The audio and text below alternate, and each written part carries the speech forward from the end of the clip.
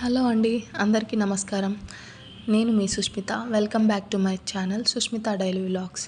ఈరోజు అయితే 31కి నేను ముగ్గు అయితే వేశానండి. చాలా బాగా వచ్చింది ముగ్గు. అసలు అలా వస్తుందని అనుకోలేదు. చాలా బాగుంది. మీరు కూడా లాస్ట్ వరకు చూడండి వీడియో. చాలా అంటే చాలా బాగా వచ్చింది. నేనైతే ఈ 2025 వెళ్ళిపోతున్నందుకు చాలా హ్యాపీగా ఉందండి. 2026 ఎలా ఉంటుందో మనకు తెలీదు. మనం ప్లానింగ్స్ వేసుకున్నా కూడా ఆ ప్లానింగ్స్ అనేవి అనుకున్న విధంగా జరిగితే అది లైఫ్ ఎలా అవుతుందండి? ఎప్పుడేం జరిగిద్దో ఎలా జరిగిద్దో మనకు తెలియదు కదా లైఫ్ అనేది. కానీ 2025 మాత్రం నాకు మంచిగా అనిపించలేదండి. కాబట్టి నా జీవితంలో ఈ 2026లో అయినా మంచి జరగాలని కోరుకుంటున్నాను ఆ దేవుణ్ణి.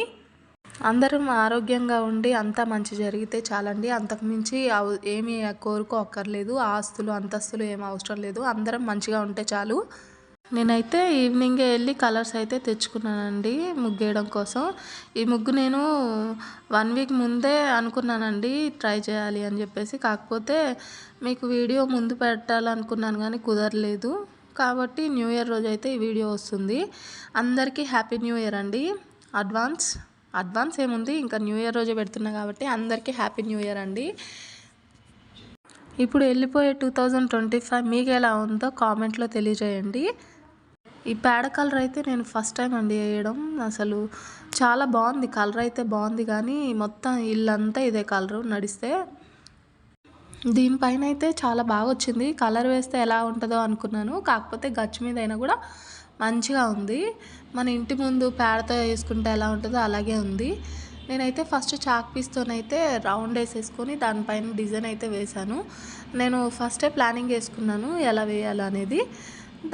దాన్ని చూసుకొని ముగ్గు అయితే వేసానండి. మామూలు సింపుల్ డిజైనే, కాకపోతే దానికి కలర్స్ వేయడం వల్ల మంచి లుక్ అయితే వచ్చింది. మీరు కూడా ట్రై చేయండి. ఇంకా సంక్రాంతి వస్తుంది కదా, మీరైతే తప్పకుండా ట్రై చేయండి. ఇన్ని రోజులు నేను ధనుర్మాసం ముగ్గులు మీకు చూపించలేకపోయాను. వేస్తున్నా, కాకపోతే చూపించలేకపోయాను. కాకపోతే ఈ రోజు నుంచి ఇంకా మీకు డైలీ అయితే ధనుర్మాసం ముగ్గులు అనేవి అప్డేట్ వస్తూ ఉంటుంది. డైలీ వేసుకోవచ్చు మంచిగా. నేను ఈ ముగ్గు వేయడం 6కి స్టార్ట్ చేస్తే నాకు 8:30కి కంప్లీట్ అయిందండి. అంటే 2.5 hours నాకు టైం పట్టింది. పిల్లలు ఉన్నారు, వేస్తానన్నారు కానీ నాకు సాటిస్ఫాక్షన్ ఉండదు. ఎవరు వేసినా నేనే వేసుకోవాలి. ఇంకా తన్విక అయితే కొద్దిసేపు ఒక 1 hour అయితే ఆడుకుంది. స్నాక్స్ అవి ఇచ్చేస్తే తినుకుంటూ కూర్చుంది. తర్వాత ఇక పడుకుందండి. నాకు తన్వికతో ప్రాబ్లం ఏమనిపించలే. ఇంకా పిల్లలు అయితే ముగ్గురు ఉన్నారు, వేస్తానన్నారు. కాకపోతే నేనైతే వద్దన్నాను హెల్ప్ చేయడానికి. ఇంకా మా సిద్ధును ఆ పిల్లలు ముగ్గురు కలిసి పక్కన ముగ్గులు వేసుకున్నారు. నన్ను డిస్టర్బ్ చేయకుండా ముగ్గు ఇచ్చేసాను. ముగ్గున కలర్స్ ఇస్తే వాళ్ళే వేసుకుంటూ ఆడుకున్నారండి. కాకపోతే మా సిద్ధుతో గెలవలేము, అంతా చికా చేసేస్తాడు. ఇంకా వాళ్ళ డాడీ అయితే కేక్ కట్ చేయడం కోసం కేక్ అయితే తీసుకొస్తా అని చెప్పారు. నైట్ తీసుకొచ్చారు కానీ పిల్లలు అయితే పడుకున్నారండి. మా కింద పిల్లలు, అక్క వాళ్ళ పిల్లలు పడుకున్నారు ఆ టైంకి. ఇంకా సిద్ధు కూడా పడుకున్నాడు. ఎంత లేపినా లేగలేదు. సరేలే మార్నింగ్ కట్ చేస్తారు కదా అని చెప్పేసి వదిలేశాను. ఈ లోటస్లో పింక్ కలర్ వేస్తే ఫస్ట్ ఏమో లైట్ అనిపించింది కానీ తర్వాత మొత్తం డిజైన్ మొత్తం కంప్లీట్ చేసిన తర్వాత చాలా బాగా వచ్చిందండి. సూపర్ ఉంది చూడడానికి కూడా. నైట్ అయితే ఆ కలర్స్ అయితే మస్తు మెరిసినాయండి. సూపర్ వచ్చింది. ఈ ముగ్గు వేసి తెల్లారి పొద్దున్న అసలు లెగలేకపోయాను, అంత నొప్పి వచ్చేసింది. చాలా అంటే చాలా ఇయర్స్ కదండి వేయక నేను. మా ఇంటి దగ్గర అయితే మా సందు మొత్తం మా పెద్దమ్మ వాళ్ళకి, మాకు అందరికీ మొత్తం నేనే వేసేదాన్ని. నేను ముగ్గు వేసేసి ఇచ్చేస్తే వాళ్ళైతే రంగులు వేసుకునేవాళ్ళు. చాలా బాగా వేసుకునే వాళ్ళం. న్యూ ఇయర్, సంక్రాంతి ఇవన్నీ ఇక ముగ్గులు మొత్తం సందు మొత్తం నేనే వేసేదాన్ని. అట్లాంటిది ఇప్పుడు ఒంటరిగా చేసుకుంటున్నా అన్న ఫీలింగ్ అయితే నాకు అయితే ఎవ్రీ ఇయర్ ఉంటుంది.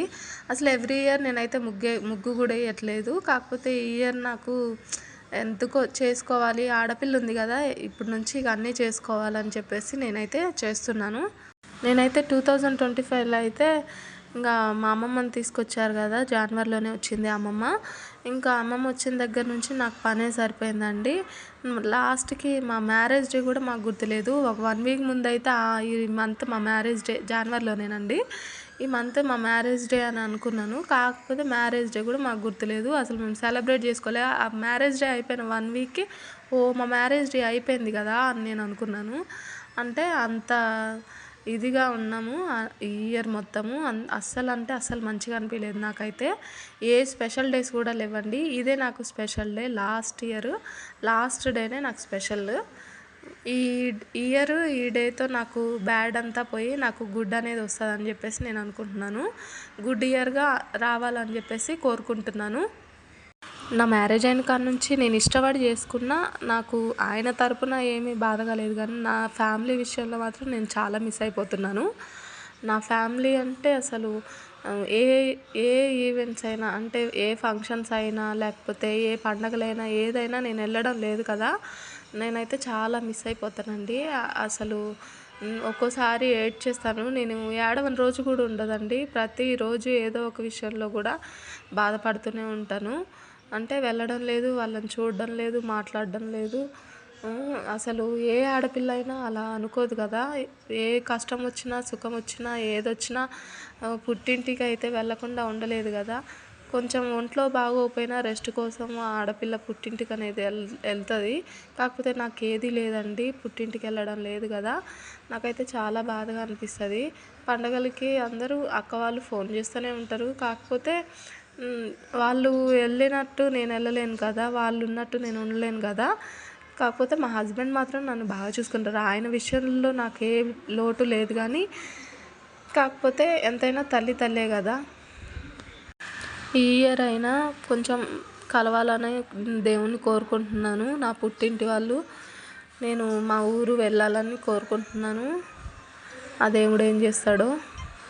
నేను చేసింది తప్పు కాదని అయితే నేను అనట్లేదు. నేను లవ్ చేసి మ్యారేజ్ చేసుకున్నాను, వాళ్ళకి ఇష్టం లేకుండా. కాకపోతే మరీ ఇన్ని ఇయర్స్ అండి, 6 ఇయర్స్ అవుతుందండి మా మ్యారేజ్ అయిపోయి. ఇప్పుడు ఇంకా ఈ జనవరితో మళ్ళీ 7 ఇయర్స్ అవుతుంది మా మ్యారేజ్ అయ్యి. 7 ఇయర్స్ నుంచి 6 ఇయర్స్ నుంచి నేను అసలు పుట్టింటికే వెళ్ళలేదండి. ఏ ఆడపిల్ల మాత్రం ఎన్ని సంవత్సరాలు వెళ్ళకుండా ఉంటుంది చెప్పండి.